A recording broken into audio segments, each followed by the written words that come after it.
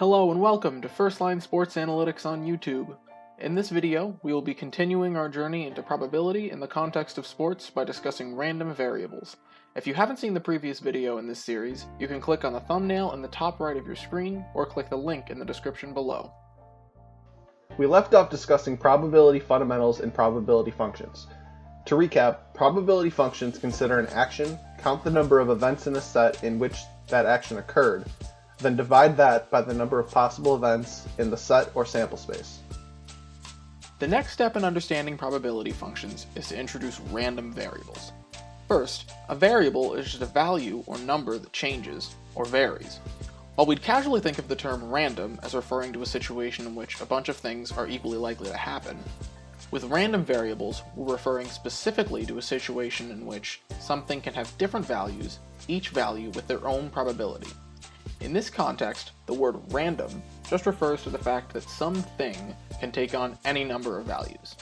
These actually serve as the input in probability functions. As an example, if we were to roll a die and ask, what's the probability of rolling a number less than 3? What you're really asking is, what is the probability of the random variable, the number on the die, being a 1 or 2, given the probability function provided? Since the output of a probability function, the probability of something happening, is always between 0 and 1, all values of a random variable in question within the sample space have to add up to 1, and all values that exist outside of the sample space must have a probability of 0. Meaning, the probability of rolling a 1 through 6 on a die is 1, because it's all of the possible values, but the probability of rolling any other number is 0. Random variables can be classified as either discrete or continuous. A discrete random variable is one that can be only single numeric values, so like the die. It can only be 1, 2, 3, 4, 5, or 6, not 1.2. A continuous random variable is one that can equal any number within a certain interval. For example, looking at the probability that it's going to be between 75 and 80 degrees outside tomorrow. In terms of using these different kinds of variables in probability functions, it is the difference between looking at the probability of a single value and the probability of a range of values. So why don't we relate this back to sports? Let's say a basketball player takes 10 shots. The number of shots they make would be a discrete random variable because it can only be from 0 to 10.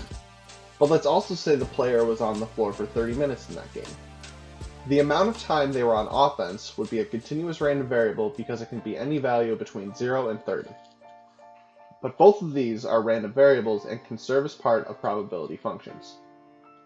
So, in summary, a random variable is a variable that has different values, each with their own probability. Random variables serve as the input in probability functions, and they can be either discrete or continuous. But what can we get out of probability functions? What kind of information can we tell about the situation being modeled? That is what we will begin to cover in the next video in the series. Thanks for watching. We sincerely hope you learned something from and enjoyed this video. Let us know what you thought in the comments below, and to catch our next video in this series, and any other future videos, you can subscribe to our channel and click the bell to trigger notifications.